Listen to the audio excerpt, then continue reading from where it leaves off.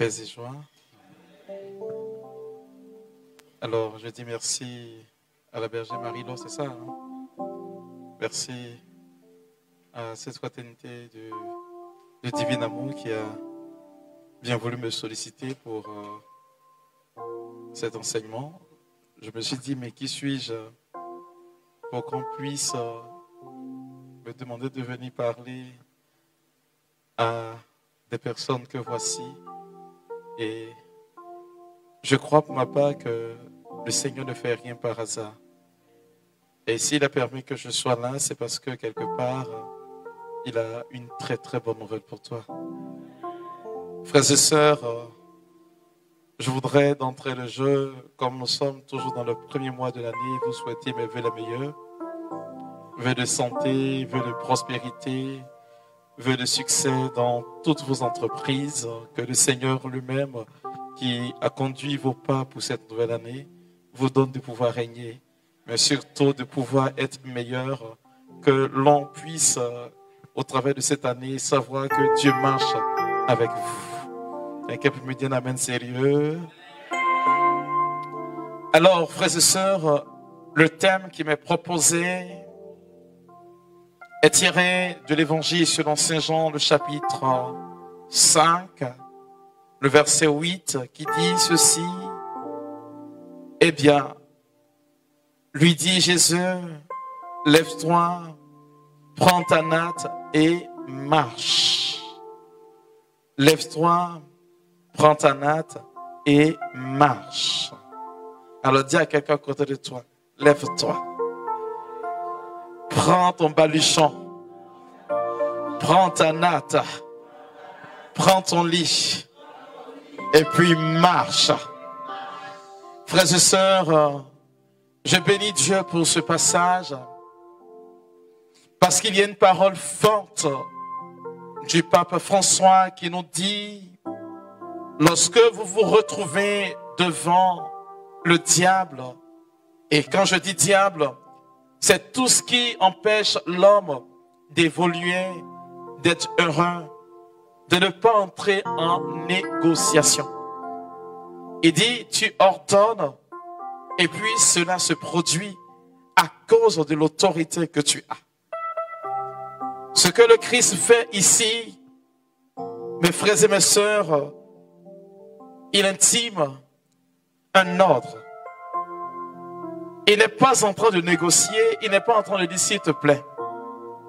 Mais pour que cela arrive, il y a un préalable.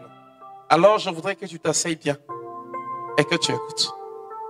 Nous allons remonter à partir du verset 2 de l'évangile selon Saint Jean, le chapitre 5.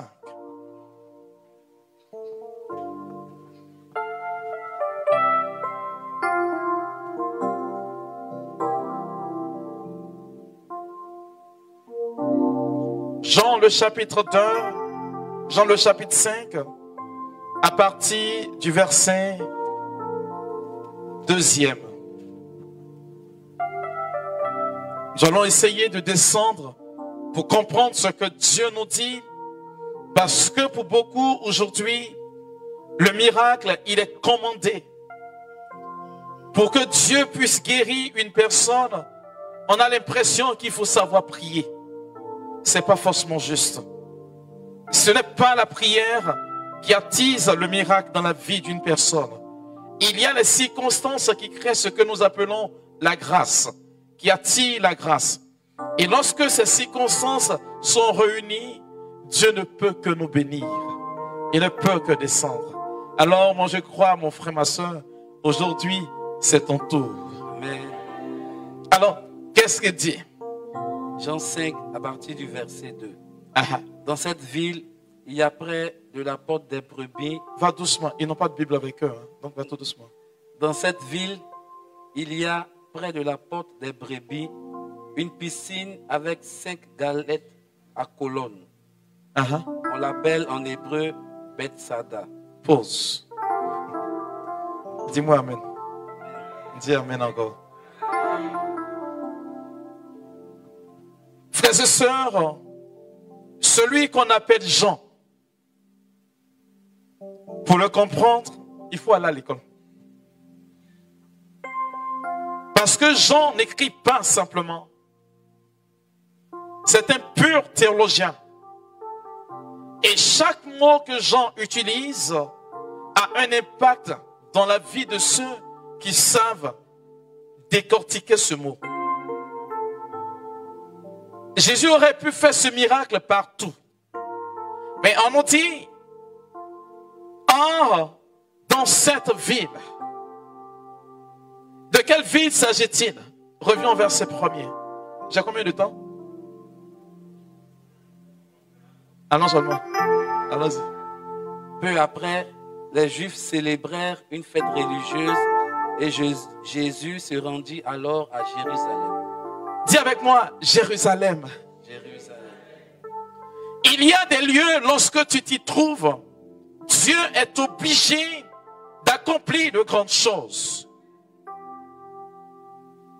Bien-aimés, beaucoup l'ignorent, mais Jérusalem, ce n'est pas un lieu.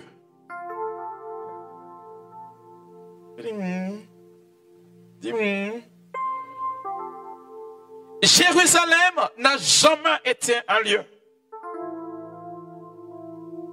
Jérusalem, c'est un état. C'est une circonstance. C'est pourquoi on nous parlera de la Jérusalem céleste. Jésus dit, aucun prophète ne meurt en dehors de Jérusalem. C'est un état de vie. Pour qu'il y ait une guérison, un miracle aujourd'hui dans ta vie, il faut que tu sois à Jérusalem. Jérusalem s'attire. Lorsque tu résides à Jérusalem, de grandes choses se produisent. Aucun vrai miracle ne se produit en dehors de Jérusalem. Moi, je crois qu'en m'entendant parler, tu te trouves à Jérusalem. Mais ce qui est le plus important, c'est ce qui se déroule à Jérusalem. Le texte nous dit, près de la porte des brebis, se trouvait quoi? Une piscine. On appelle la piscine comment? Bethsaida. Bethsaida. Bethsaida. Je veux que quelqu'un s'asseye bien. Parce que Dieu ne commande pas de miracle. Je l'ai dit, c'est l'État qui crée le miracle. Et Bethsaida n'est pas donné gratuitement. Le thème de Bethsaida en hébreu veut dire maison de miséricorde. Il ne peut pas exister de miracle en dehors de la miséricorde. Parce que la miséricorde, c'est le cœur de Dieu qui se déploie. Vous ne trouverez jamais Dieu accomplir un miracle si son cœur n'est pas en émotion. Alléluia. C'est pourquoi, là où Jésus se trouve, on nous dit, il y a une piscine qui s'appelle Maison de Bethsaida. Maison de miséricorde. Alléluia. Le miracle intervient là où se trouve la miséricorde. Dieu qui tend sa corde dans notre misère. Oh, la miséricorde de Dieu, frères et sœurs, se déploie pour des personnes faibles. Ces personnes qui n'ont plus de recours. Ces personnes qui ne savent plus à quel sens se vouer. Voilà ceux pour qui Dieu déploie sa miséricorde. Et on m'a dit, c'est une piscine qui porte le nom de Bethsaida. C'est dit, maison de la miséricorde. Autrement dit, tu ne peux pas arriver là-bas sans rencontrer Dieu. C'est le lieu où Dieu habite. L'état des malades crée automatiquement la présence de Dieu. Je me rappelle, on m'avait invité un jour pour une messe. Un dimanche soir, sur une paroisse. Un ami me demandait de venir le soutenir et inciter les fidèles de sa paroisse à l'achat d'un ostensoir. Lorsque nous étions dans la procession, je voyais une petite fille âgée de 10 à 11 ans qui marchait difficilement avec une béquille, mais accompagnée de son petit frère. Je la regardais et mes larmes ont commencé à couler. Je ne comprenais pas pourquoi.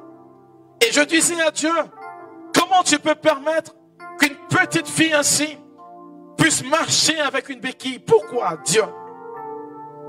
S'il te plaît, fais quelque chose. Je ne sais pas à quel moment, mais il faut faire quelque chose. Et mon ami me regardait et dit, mais qu'est-ce que tu as? J'ai pas osé lui dire. Nous sommes partis pour la messe. Et à la fin de la messe, j'ai demandé aux personnes qui pouvaient donner un montant, c'était un montant de venir. J'ai commencé par un certain montant. Et j'ai vu que la petite fille s'est levée. Quand elle est venue, je lui ai dit, tu es venu faire une offrande? Elle dit oui. Qui t'a donné cet argent? Elle dit, c'est mon argent. C'est l'argent que papa m'a remis. Et je lui ai dit, sans réfléchir, sans consulter Dieu, je ne savais même pas ce que Dieu allait faire. Et je lui ai dit, et si Jésus te disait que tu es guéri maintenant, qu'est-ce que tu allais lui dire? Elle me dit, je lui ai dit, merci Seigneur, avec une petite voix. Je lui ai dit, Jésus dit de laisser tomber ta béquille. C'est alors que la petite fille va me raconter qu'elle ne peut pas parce que les os entre sa hanche et le haut s'entrechoquent. Quand elle pose le pied, elle a mal. Je lui ai dit, Jésus dit de t'enlacer dans mes bras. Quand je l'enlace dans mes bras, que je la relâche, Jésus dit, laisse tomber la béquille. Et la petite, elle laisse tomber la béquille. Je lui pose la question, est-ce que tu as mal? Elle dit, non mon père, j'ai pas mal. Je lui demande, est-ce que tu peux sauter? Elle me dit, mon père, je ne fais pas EPS parce que à cause du problème que j'ai. Je lui ai dit, est-ce que je peux t'enlacer encore dans mes bras? Elle me dit, oui, vas-y. Et donc, je l'enlace encore dans mes bras. Lorsque je la relâche, je lui dis, Jésus dit de sauter. Elle ne réfléchit pas. Elle saute quand elle descend. Elle se met à courir dans l'église. Il y a une femme qui était assise au devant. Elle a ouvert sa bouche. Elle me dit, je lui pose la question, madame, qu'y a-t-il? Elle dit, je pensais que c'était dans des films qu'on voyait ce genre de choses. Je lui ai dit, mon Jésus, il ne fait pas de cinéma. Il n'est pas cinéaste. Il accomplit les miracles. Après, j'ai interrogé Dieu. Je lui ai dit, pourquoi tu ne m'as pas dit que la petite devait guérir? Il m'a dit, à cause de la compassion que tu as eu dans le cœur pour cette petite. Voilà ce qui a motivé sa guérison. Je veux dire à quelqu'un, là où tu te trouves aujourd'hui, tu es dans la maison de la miséricorde. Je ne sais pas ce qui est dans ta vie, mais je veux t'annoncer que Dieu fera quelque chose pour toi aujourd'hui. Frères et sœurs, il a dit que Jésus arrive. Remarquez bien les endroits que fréquente Jésus. Il ne fréquente pas un endroit qui n'a pas de sens. Il arrive au lieu où on appelle la piscine Bethesda, maison de miséricorde. Frères et sœurs, lorsque tu te retrouves dans la maison de la miséricorde, tu ne peux que rencontrer Dieu. C'est la raison pour laquelle vous trouverez que dans cette maison, la suite du texte nous dit quels sont ceux qui sont là-bas. Dans ces galeries, une foule de malades était couchée. On n'a pas dit des bien portants. On dit des malades. Lorsqu'une personne n'a pas fait l'expérience de la maladie, elle ne peut pas considérer la santé. Dans la maison de la miséricorde, il y a ceux qui sont compatissants. Ceux qui font l'expérience de l'amour de Dieu pour leur vie. C'est là que se trouve, j'ai envie de dire, l'expression du don de Dieu. C'est pourquoi on a dit, dans cette maison, il n'y avait que des malades. Jésus disait, je ne suis pas venu pour les bien portants, mais je suis venu pour qui? Les malades. Et donc, s'il ne vient que pour les malades, cela veut dire que là où l'amour de Dieu se manifeste, c'est là où sa compassion est présente. Or, la compassion de Dieu n'attire que la présence de Dieu dans sa vie. Bien-aimé, et c'est là que Jésus vient. Jésus vient là où il y a les malades. Mais qu'est-ce qui se passe? Des aveugles, des boiteux, des paralysés. Des personnes qui sont rejetées. Des personnes sur qui la société ne compte plus. Tu peux être valide physiquement, mais quand on regarde ton statut, on te dit que tu ne vaux rien parce que tu ne peux rien apporter. Je veux te dire, cette parole, elle est pour toi aujourd'hui. Je veux parler à un enfant de Dieu à qui la société a comme stigmatisé, dont la société a minimisé son importance. Je veux te dire ceci, même si les hommes de ce monde quelque part t'ont oublié, moi mon Jésus, il ne t'a pas oublié. C'est pour toi qu'il est là. Car il dit ceci, la pierre qu'ont rejetée les bâtisseurs est devenue la pierre d'angle. C'est là l'œuvre du Seigneur, la merveille devant nos yeux. Je te parle d'un Dieu qui est vrai. Je te parle d'un Dieu qui est vivant. Je te parle d'un Dieu qui est capable d'accomplir des choses que l'œil humain n'a pas encore vues, que l'oreille n'a pas encore entendues et que ton esprit n'a pas encore conçu. En Côte d'Ivoire, on a une expression qui me plaît bien. Ce que tu n'as pas encore vu, il ne faut pas dire que ça n'existe pas. Je veux te dire avec Dieu, ce qui n'est pas encore parvenu à tes yeux, ne dis pas que ça n'existe pas. Parce que ton Dieu va accomplir pour toi aujourd'hui le plus beau et le plus grand des miracles. Alors, continue. Ils attendaient que l'eau fasse des remous. Car un ange du Seigneur descendait à certains moments dans la piscine et agitait l'eau. Le premier malade qui descendait dans l'eau, ainsi agité, était guéri. Regardez comment se déploie la miséricorde de Dieu. Regardez comment Dieu fait. Même en son absence, il déploie un ange pour signifier sa présence. Mais en réalité, ce que Jean ne nous dit pas, ce que Jean n'exprime pas, c'est pas que ces malades qui descendent dans l'eau ne guérissent pas. Mais c'est pas parce qu'ils n'ont pas la foi. Ils ne croient pas. La miséricorde de Dieu, mes frères et mes sœurs, se déploie pour ceux et celles qui croient en Dieu. Dans l'évangile selon saint Marc, la Bible nous enseigne ceci. Alors que Jésus et ses disciples marchaient, il a eu faim. Il est allé cueillir des figues sur un figuier et il n'y en avait pas. La Bible m'enseigne ceci, que Jésus a maudit le figuier. Le lendemain matin, passant leur chemin, Pierre remarque que le figuier avait séché. Jésus lui dit, il dit à Jésus, maître, ce que tu as maudit là, il est devenu sec. Parce que c'est inadmissible pour Dieu que lui, Jésus, il est faim et qu'il n'y a pas de nourriture pour lui. Je veux dire à quelqu'un, celui qui a foi en Dieu, il n'y a pas de période de fécondité et de période de sécheresse. Toutes les périodes sont des périodes de fécondité pour lui. C'est la foi qui attise la faveur de Dieu. Lorsque tu crois, la miséricorde de Dieu se déploie. Et il n'y a pas de moment, il n'y a pas d'heure, il n'y a pas de jour où Dieu est censé faire un miracle et où il est censé ne pas faire le miracle. Là où il y a la foi, la miséricorde de Dieu se déploie.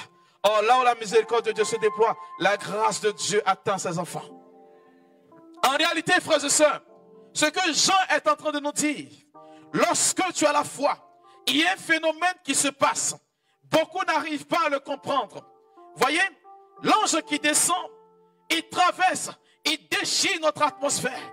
Il entre dans le temps que Dieu lui-même a établi pour les hommes. En réalité, l'ange, il est en dehors du temps. N'est-ce pas? Oh oh.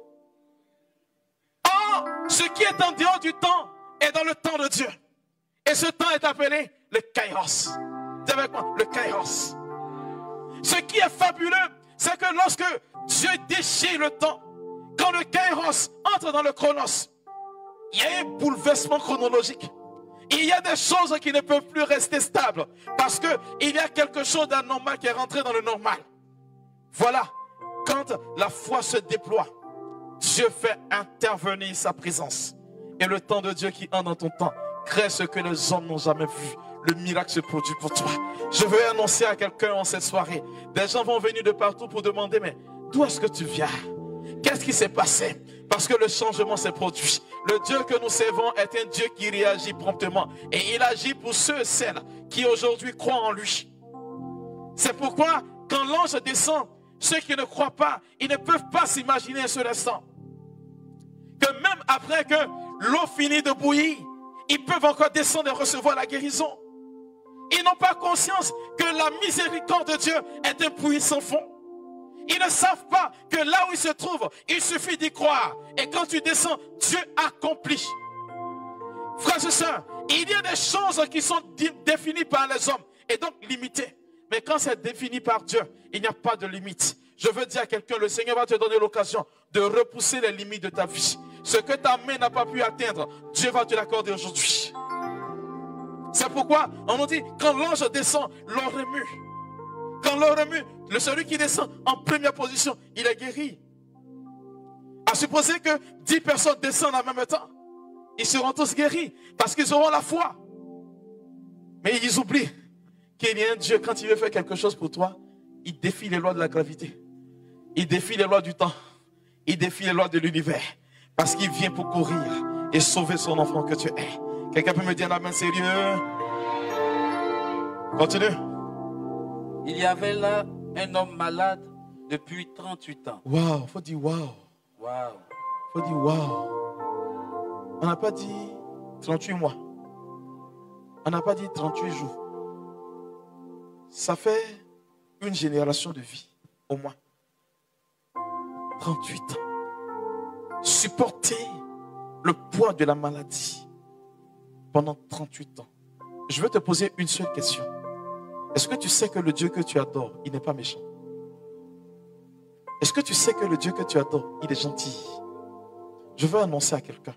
On a peut-être annoncé sur ta vie que tu es malade et que tu vas vivre indéfiniment avec cette maladie.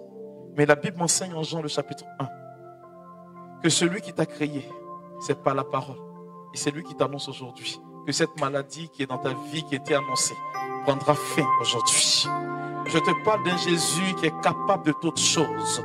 C'est pourquoi quand il passe, le monde ne comprend pas ce qui se passe. Parce que lui, Dieu, quand il passe, il rétablit l'ordre des choses. Ce qui est gâché, Jésus rétablit cela. Amen, amen. Continue. Quand Jésus le vit étendu à terre. Pause. On dit que Jésus a fait quoi? Quand Jésus le vit. On n'a pas dit quand Jésus l'a regardé. Dis-moi amen. On n'a pas dit Jésus l'a regardé. On dit Jésus l'a vu. Regardez comment se déploie la miséricorde de Dieu. Je peux regarder quelque chose et puis ne pas voir. Mais quand je vois, c'est dit que j'ai mon attention sur cette chose. Dieu ne passe pas sans te voir. Je n'ai pas dit te regarder. Est-ce que tu sais que Dieu te voit? On dit, quand Jésus le vit, il dit en Exode le chapitre 3, à partir du verset 7 et 8, quand il parle à Moïse, il dit, j'ai vu la souffrance de mon peuple. Il n'a pas dit, j'ai regardé la souffrance de mon peuple. Lorsque tu vois ta situation, quand Jésus le vit, c'est parce qu'il n'avait personne sur qui compter. Il ne savait plus à quel saint se vouer. Voilà ce qui a motivé le regard de Dieu sur lui pour qu'il puisse le voir.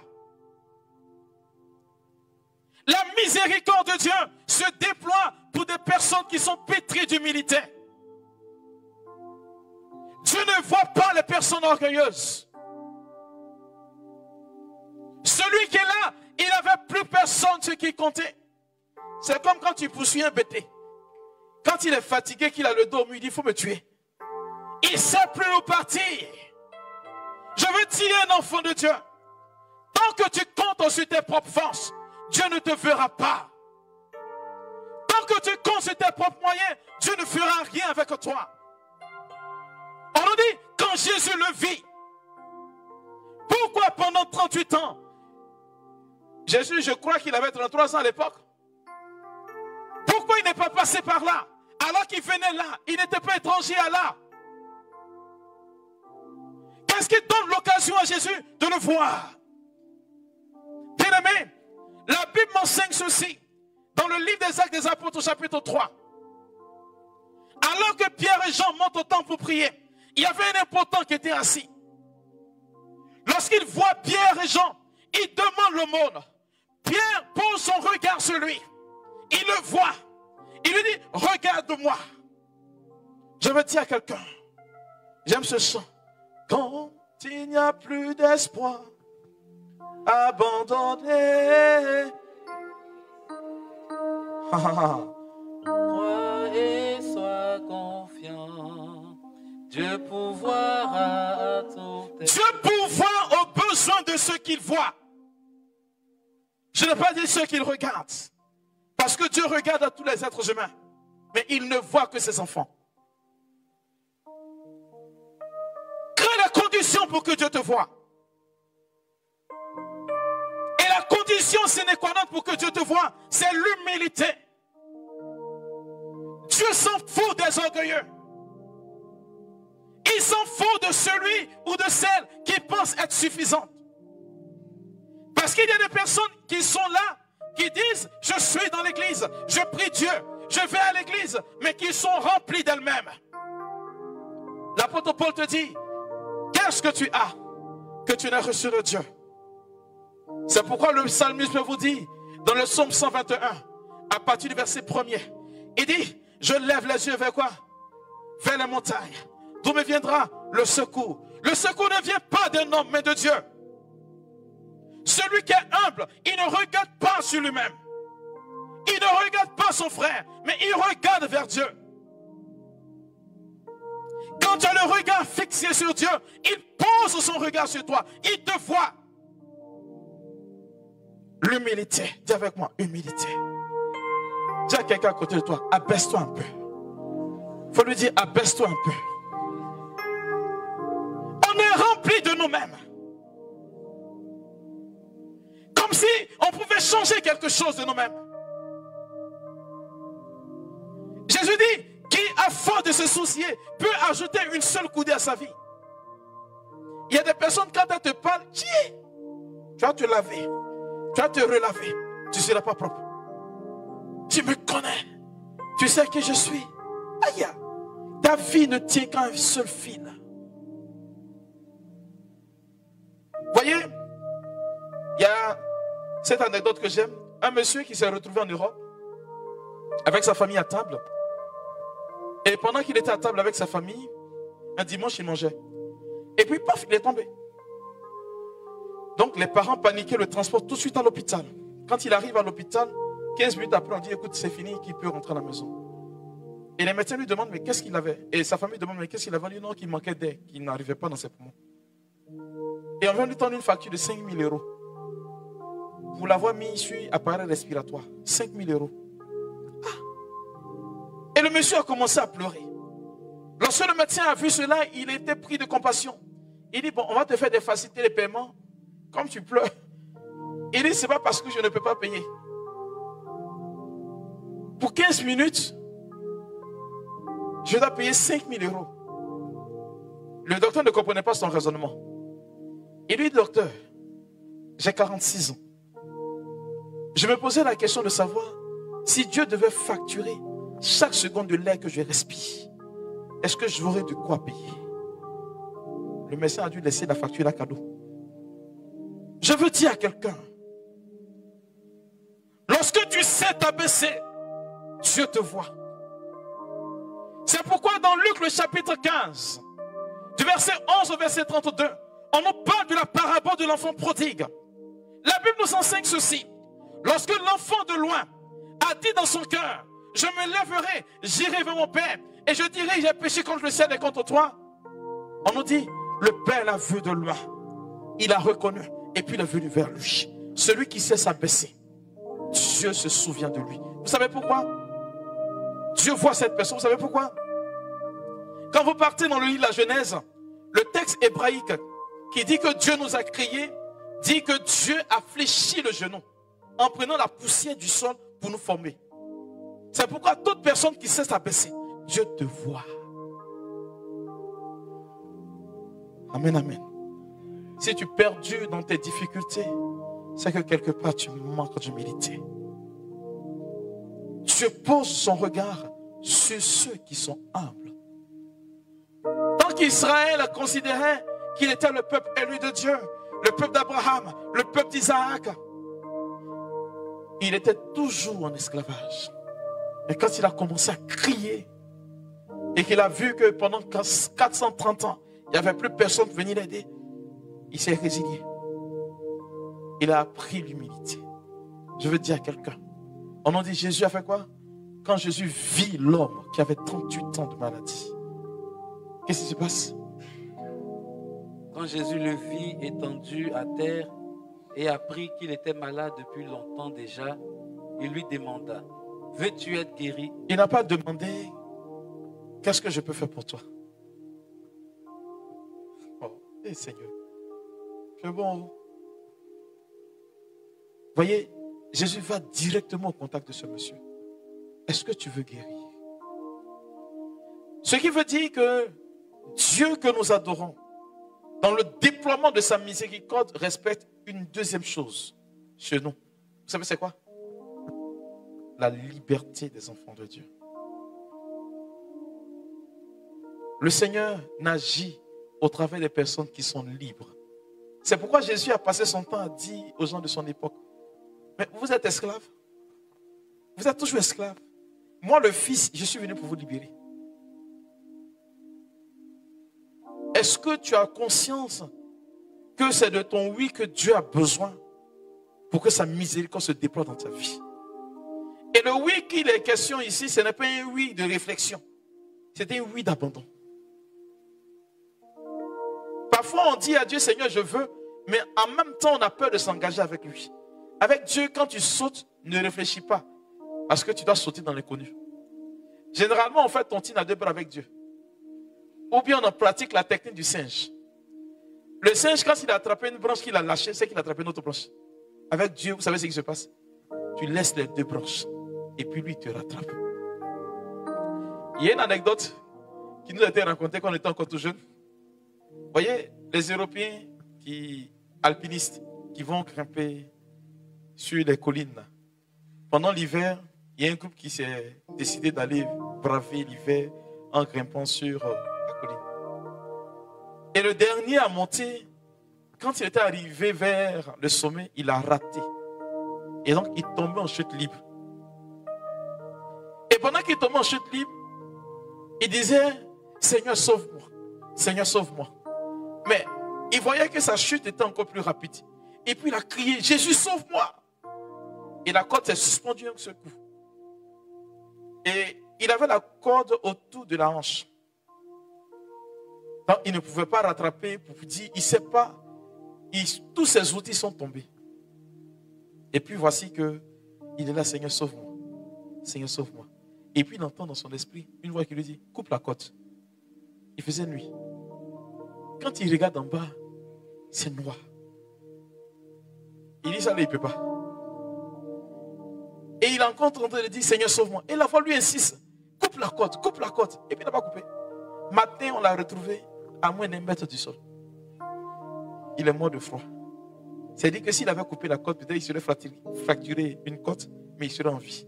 Je veux dire à quelqu'un, la miséricorde de Dieu exige la confiance en Dieu. Sa miséricorde se déploie pour ceux qui ont confiance en lui.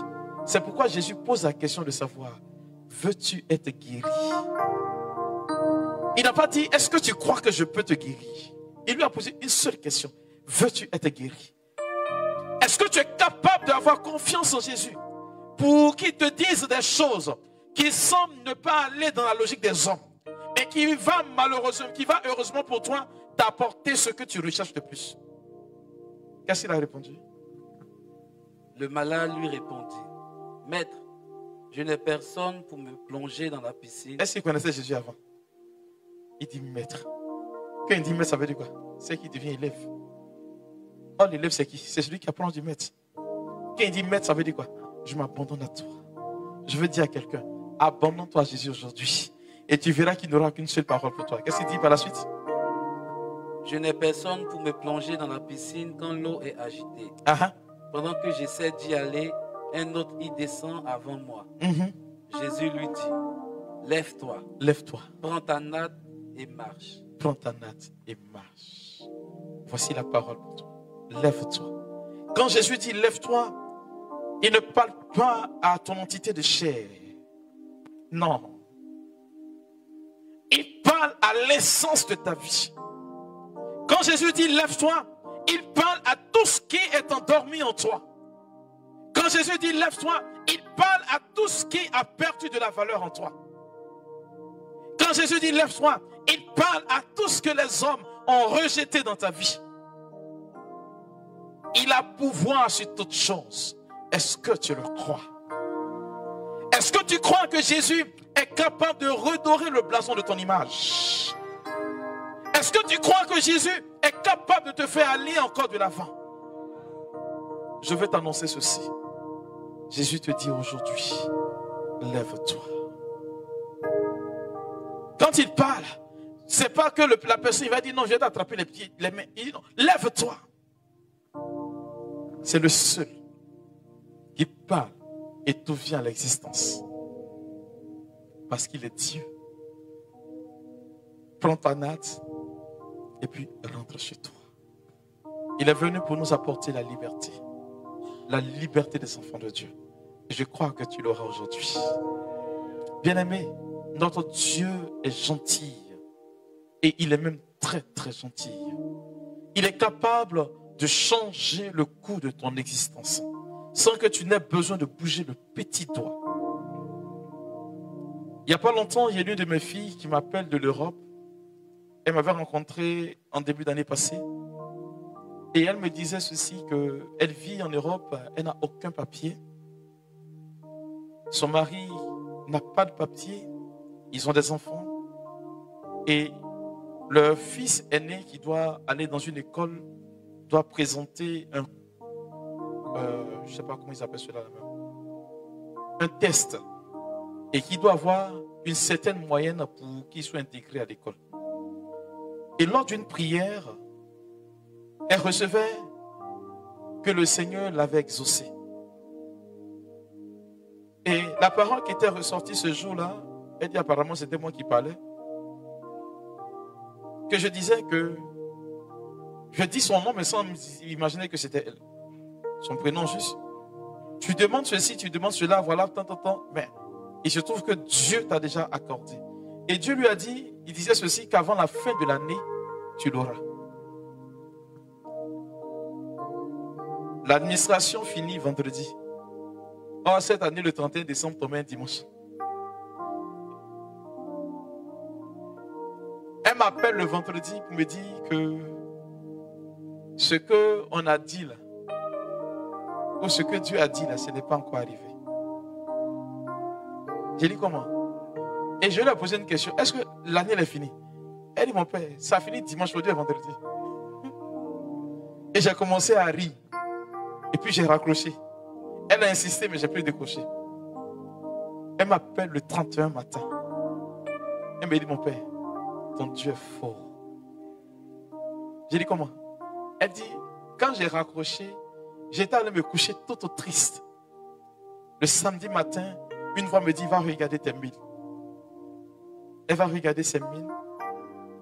Le document de son mari est sorti, ça faisait une semaine. Elle a reçu son document le jeudi. Son fils a été retenu le même vendredi. Elle a eu les 3 résultats. Elle dit, mon père, ton Dieu est fort. Je lui ai dit, Dieu paraît être en retard. Il paraît être lent, mais il n'est jamais en retard. Je veux dire à quel point. Peu importe ce que les hommes t'ont promis, c'est ceux qui vont te mentir. Mais ce que Dieu a décidé, il accomplira pour toi.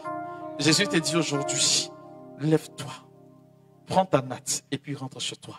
C'est dire que ce qui faisait l'objet de ton humiliation, le Seigneur va te demander de te relever aujourd'hui. Car il est venu pour que nous ayons la vie et que nous l'ayons en abondance. Il est venu pour que nous soyons rétablis dans notre dignité. Je ne sais pas quel compartiment de ton existence aujourd'hui prend de l'eau. Je ne sais pas quelle histoire de ta vie aujourd'hui n'arrive pas à reluire. Mais je veux te dire, en écoutant ce message, tu es à la bonne place. En écoutant ce message, tu es à Jérusalem. En écoutant ce message, tu es à Bethséda, la maison de la miséricorde. C'est pourquoi Dieu, en m'écoutant te parler, avait déjà entrepris réellement quelque chose pour toi. J'ai parlé juste pour que je sois le témoin de ce que Dieu a déjà fait. C'est tout. Je suis venu en tant que témoin de Dieu. Pour voir, comme disent les autres, je vais aller rapporter, je suis venu ici, voilà ce que Dieu avait fait avant que je n'arrive. Parce que Dieu m'avait déjà dévancé.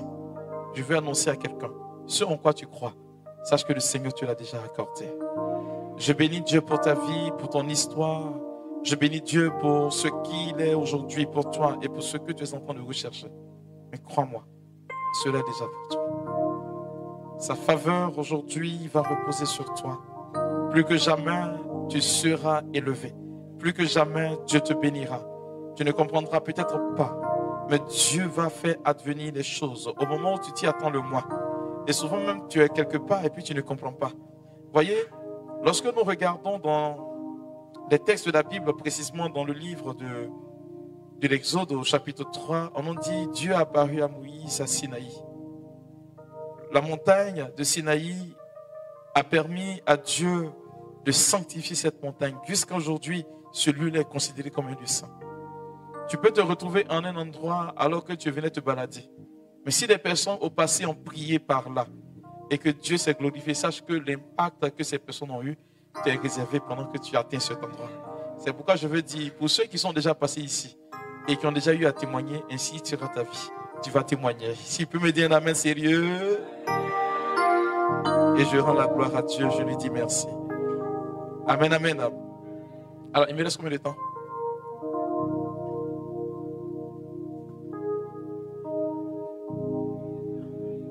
Jusqu'à 21h. Alléluia. Je veux bénir Dieu. Tu vas simplement ouvrir les mains. Ouvre simplement les mains.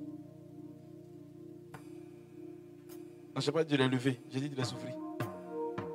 Ouvre simplement les mains. Voilà. Vous voyez, il y a quelque chose qui me plaît bien. C'est que le Seigneur, il bénit simplement. Des gens pensent qu'il faut se concentrer. Non. Dieu est dans le quotidien de votre vie.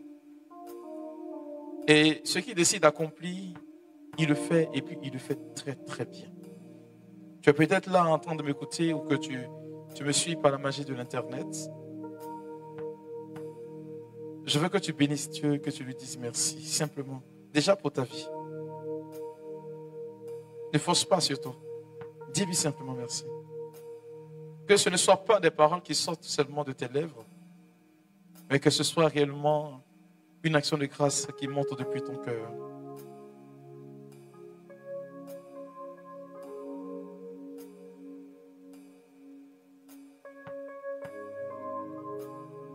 Que tu lui dises simplement merci.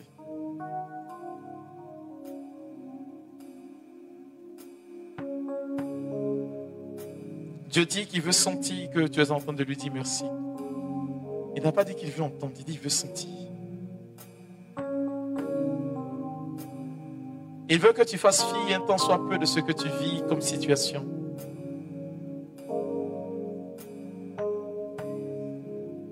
Il veut que tu lui dises merci au-delà de ce que ton cœur peut penser.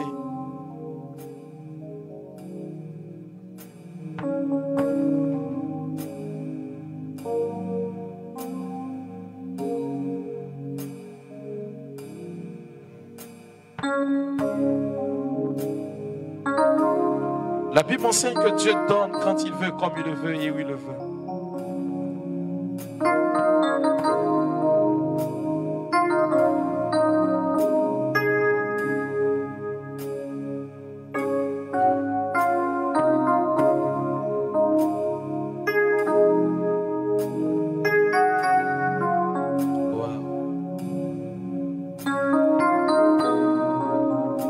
Sache que tu es dans la maison de la miséricorde. Et qui dit miséricorde dit présence de Dieu.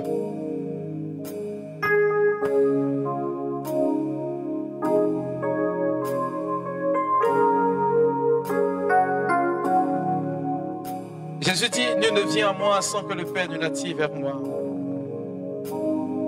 En entrant ici, le Seigneur t'avait déjà convoqué. Et toute convocation de Dieu est susceptible de créer un changement dans ta vie.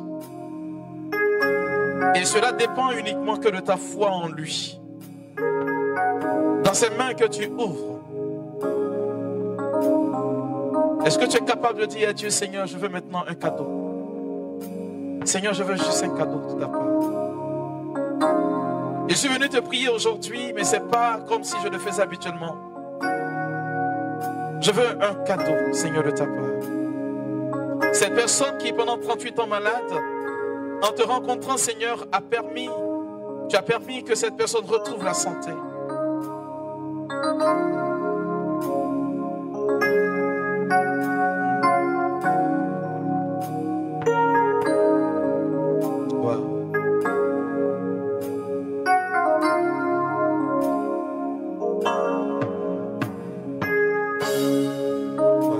Dieu est fidèle et son amour est incommensurable. Il a commencé déjà à établir son règne et sa puissance dans votre vie. Certainement que vous n'en ressentez pas les effets, mais Dieu a commencé, croyez-moi, à visiter chacune de vos vies et même qu'il part au-delà de votre vie, il va jusque dans le tréfonds de votre existence. Sa grâce est mémorable. Après ce temps de prière, beaucoup parmi vous vont se souvenir de ce jour. Parce que Dieu va honorer son nom dans votre vie. En plus de vous visiter, il va occasionner ce que moi j'appelle un changement.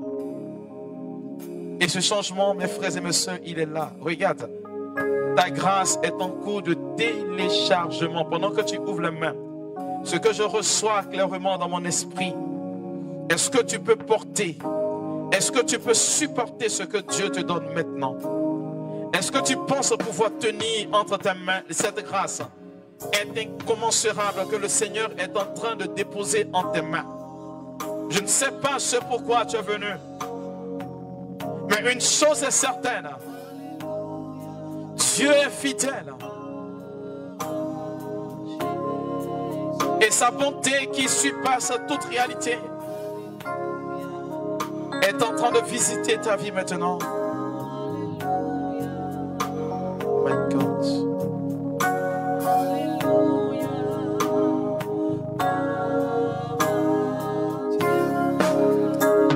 Wow. Et je bénis Dieu, je lui rends la gloire. Il y a des personnes qui nous suivent par la magie de l'Internet. Et non, il y en a ici aussi. Ce que je reçois clairement dans mon esprit, c'est que le Seigneur me charge de vous dire que le manteau de l'humiliation, il est en train de le retirer. C'est fort ce que je reçois, car il déclare ceci sur la vie de 2 personnes parmi nous ici. Vos années qui ont été dévorées par des sauterelles, il vous les rendra. Je vais demander s'il y a des personnes pour aider ces 2 personnes de le faire, parce que la grâce qui est en train de descendre sur leur vie est là.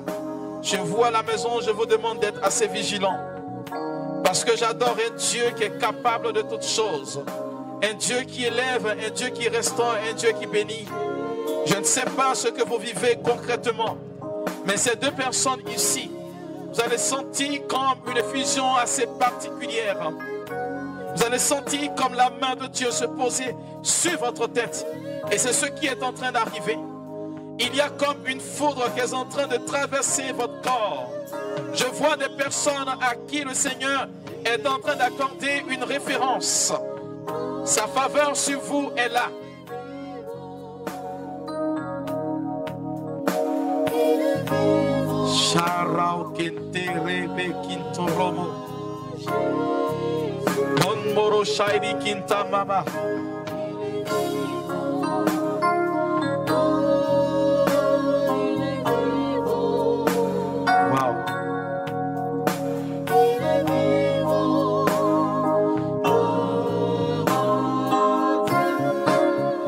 pour ces deux personnes. Le Seigneur dit, ça est là, c'est pour toi. Est-ce que tu peux tenir maintenant? Est-ce que tu penses pouvoir tenir? Je vais demander de les aider parce que ces personnes ne pourront pas supporter. Ici, là, pendant que je reçois cette grâce particulière, vous allez ressentir dans vos mains comme un changement. Ce que le Seigneur est en train de vous donner est plus que ce que vous n'osez demander parce qu'il est un Dieu qui est gentil. Et sa gentillesse aujourd'hui est inégalable. Regarde, c'est pour toi, dit le Seigneur. Ma grâce aujourd'hui débordera dans ta vie. Regarde, il déclare ceci, que c'est pour toi aujourd'hui et demain. Je suis le Dieu qui console, je suis le Dieu qui élève. Sache que j'ai béni ta vie bien avant que tu ne sois là, bien avant que tu ne viennes aujourd'hui. J'ai porté mon choix sur ta vie, j'ai porté mon choix sur ton être. Et j'ai changé le cours de ta vie aujourd'hui parce que je suis le Dieu fort, je suis le Dieu puissant, je suis le Dieu qui convertit les cœurs. Regarde, c'est pour toi. Dieu dit, c'est pour toi. Il faut l'aider parce que je sens que c'est en train de descendre maintenant. C'est puissant. Ce que je reçois, je crois que c'est assez fort. La gloire de Dieu pour ces deux personnes. Dieu est en train de porter un changement à ta vie. Il dit, c'est arrivé. Et le temps de l'exaucement pour toi est là. Seigneur, merci, merci, merci Jésus. Ces deux personnes ne pourront pas tenir. Regardez, sa gloire est en train de visiter ces deux personnes. Ce n'est pas une question de dire je vais tenir. C'est une question de dire le Seigneur est en train de te moindre. Je vois comme une couronne sur leur tête. Dieu dit, c'est là maintenant. Le lieu du changement, le lieu de l'élévation, le lieu de la grâce. Il dit c'est sur toi, reçois maintenant. Réma.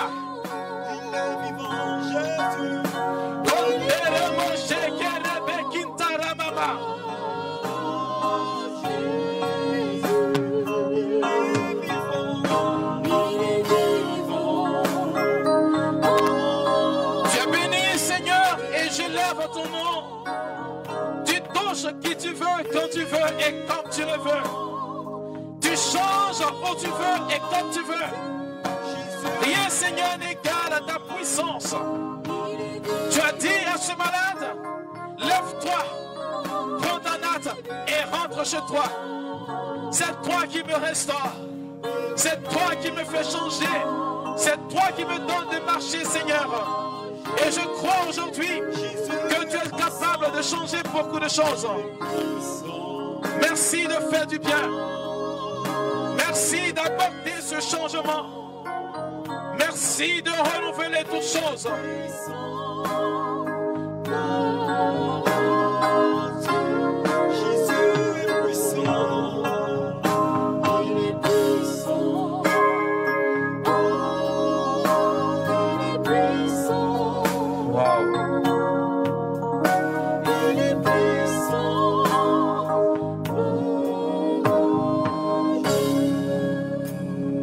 Il y a une personne qui prie parmi nous ici.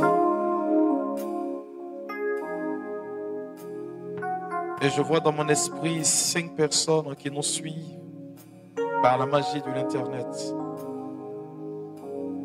Vous étiez des personnes assez influentes pour votre famille. Vous aviez de l'aura. Et vous sentiez que toutes les grâces qui étaient sur vous rejaillissaient aussi sur les autres membres de la famille. Et depuis que vous avez connu comme une chute, tout a commencé à dégringoler dans la famille. Ce que Dieu a établi, l'ennemi ne peut pas l'enlever. Je vois dans mon esprit que le Seigneur est en train de vous accorder cette position nouvelle. C'est précis pour ces 6 personnes que je vois maintenant. Ça peut aller au-delà, mais ces 6 personnes, 5 qui nous suivent et une personne ici, en présentiel. La parole est assez précise. La couronne de gloire que le Seigneur est en train de porter à la vie de cette personne, elle est très claire dans mon esprit. Le Seigneur me charge de te dire ceci. Qu'il fait de toi maintenant l'épicentre, l'ossature, la pièce maîtresse de toute l'élévation de ta famille. Ce que je dis va te sembler assez bizarre, mais pendant que je suis en train de libérer cette parole, tu es en train de recevoir de Dieu grâce sur grâce, comme une imposition des mains. Quand ça arrivera, je te dis que c'est accompli. Pendant que je libère cette parole, le Seigneur me charge de te dire que ce sont des choses qui ne dépendent pas de toi, mais ça ne dépend que de lui seul Dieu. Écoute bien ce message. Pendant que je libère cette parole, la gloire de Dieu est en train de t'environner. Pendant que je libère cette parole, la formule d'élévation de Dieu est en train de toucher à ta vie. Regarde, Dieu est en train de combler ta vie plus que tu ne le penses. Ça sera tellement brutal dans ta vie, je le dis bien. Ça va créer comme un chaos et tout réparer parce que la vie naît du chaos selon Dieu. La vie naît de la croix. Il dit ceci, de là où les gens ont proclamé ta mort, lui Dieu, il proclame la vie. Je déclare sur la vie de cette personne, regarde, c'est arrivé maintenant, c'est arrivé. Je dis, c'est arrivé. Il va falloir le dire, elle ne pourra pas tenir cette personne.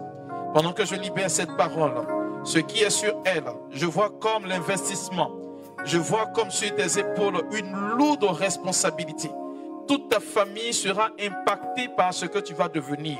Parce que le Seigneur fait de toi l'ossature, le renouvellement de ce qui sera bon et meilleur. Pendant que je libère ce message, regarde, la puissance de Dieu est en train de te toucher maintenant, là, en ces moments précis. Tac, tac, tac, tac, tac, tac, tac, et tac. C'est arrivé, il faut l'aider maintenant. C'est arrivé. Il faut l'aider. Waouh. C'est beau, c'est beau, c'est beau, c'est beau, c'est beau. C'est beau. Tu as besoin de recevoir juste une imposition de la main. Waouh. Je ressens déjà cet effet et ces personnes qui sont chez elles à la maison sont en train de ressentir aussi ces mêmes effets. Regarde, c'est beau ce que je vois. Regarde, je vois comme des anges qui te transportent, qui te disent, oh, mais tu es merveilleusement vertueux parce que là, ils sont en train de te porter en triomphe. La grâce, elle est pour toi, elle est pour toi, elle est pour toi, elle est pour toi. Le témoignage que tu te dois de rendre à Dieu, c'est un témoignage inouï et grand, un témoignage merveilleux. Dieu t'annonce quelque chose de prodigieux. Et c'est versé pour toi aujourd'hui. Seigneur, tu couronnes une année de bienfaits. Et tu combles plus que nous n'osons demander. Tu accordes, Seigneur, tes grâces au-delà de ce que nous souhaitons. Te bénissant, Seigneur, tu nous bénis. En t'honorant, Seigneur, tu nous élèves. Et tu apportes consolation. Consolation, consolation, consolation, consolation. Seigneur, merci. Merci pour cette grâce qui est en train de se développer maintenant. Merci pour cette faveur qui arrive, Seigneur, aujourd'hui même. Regarde, ton environnement a changé. C'est simple. La chaise sur laquelle tu es assise est en train de rendre témoignage de ce que le ciel est ouvert sur ta vie. Et même le sol est en train de répondre. Comme quoi pour dire qu'il y a des choses qui vont rester inchangées dans ta vie. Parce que Dieu s'accroche à ta vie aujourd'hui. Tu as du prix à ses yeux. Tu vaux pour lui. Tu es merveilleusement bien pour lui. Tu as juste besoin d'une imposition des mains. Seigneur, merci de convoquer cette personne maintenant. Merci de la toucher par ta grâce. Merci de faire d'elle, Seigneur, un réseau d'élévation, un réseau de bénédiction. Je reçois clairement dans mon esprit que toute personne qui te bénira sera bénie. Toute personne qui te maudira sera frappée parce que Dieu n'empêchera pas que le malheur frappe à sa porte. Je vois que tu débordes de grâce. Je vois que tu débordes. Regarde, c'est comme si on te vêtissait de grâce simplement. Regarde, c'est beau, c'est beau. C'est un témoignage que tu rendras particulièrement à Dieu. C'est merveilleux Dieu est fidèle. Il est fidèle et sa fidélité ne te fera plus jamais défaut. Seigneur, merci, merci, merci, merci. Merci. Le temps pour toi de recevoir sa grâce est arrivé. Seigneur, merci. Toi qui touches et toi qui élèves. Je veux prier pour une personne. Je crois que c'est une femme. Tu as travaillé et tu t'es retrouvé à la retraite avec l'âge. Et ce que tu avais comme économie, tu l'as investi dans une activité. Et l'activité a croulé. Et aujourd'hui, tu es en train de ressasser malheureusement le passé. Tu t'en veux tellement que tu n'es même plus capable de relever la tête. Je veux prier juste pour toi si tu peux t'avancer. Je veux prier pour toi. Il y a une personne qui nous suit par la magie de l'internet. Je ne sais pas si on peut la taguer. C'est une femme. C'est une femme qui... Tu attends la grâce de la maternité. Et pendant que je te demandais d'ouvrir les mains, tu as posé juste la main sur le ventre. Si on peut la taguer. Je bénis Dieu parce que ce qui me met fortement à l'esprit, il est en train de l'accomplir. Je demande à cette maman de venir. Je vais prier pour toi. Tu es là. Tu investis dans une activité alors que tu es à la retraite. Et malheureusement, cette activité a capoté. Et tu en veux beaucoup. Je ne sais pas à qui, mais c'est beaucoup fort. C'est ce que je ressens clairement dans mon esprit. Je veux juste prier pour toi. Seigneur, tu es un Dieu fidèle, un Dieu qui garde l'alliance, un Dieu dont la miséricorde est inouïe. On ne peut pas dire autre chose que de te dire merci pour l'œuvre de l'Esprit que tu manifestes dans notre vie. Merci pour cette sagesse, merci pour cette puissance. Merci pour cette autorité, merci pour cette faveur. Merci Jésus. Voilà.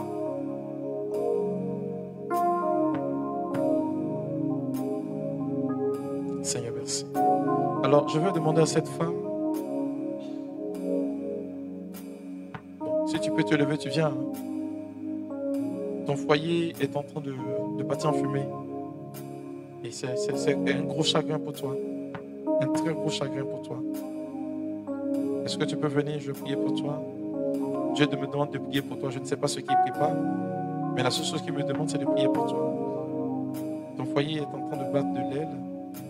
Je veux juste prier pour toi. Si tu as la force de venir, je veux prier pour toi. Seigneur, merci de guérir ces malades maintenant. Merci de restaurer ces personnes. Merci de les toucher.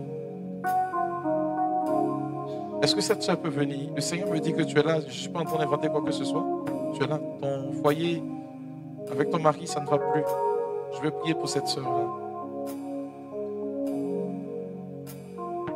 Je ne sais pas, peut-être que tu es aussi importante ici, mais je veux juste prier pour toi.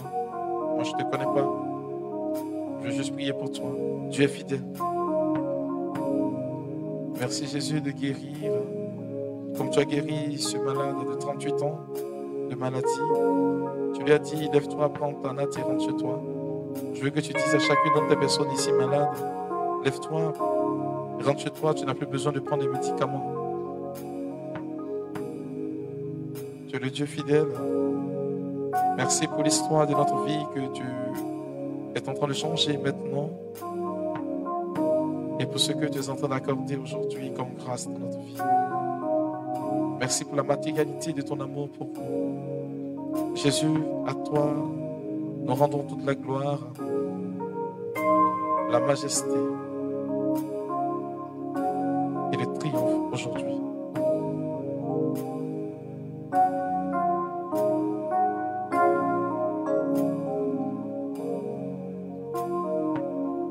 Seigneur, merci. Est-ce que quelqu'un peut me dire Amen fort? Et tu vas acclamer puissamment Jésus-Christ de Nazareth.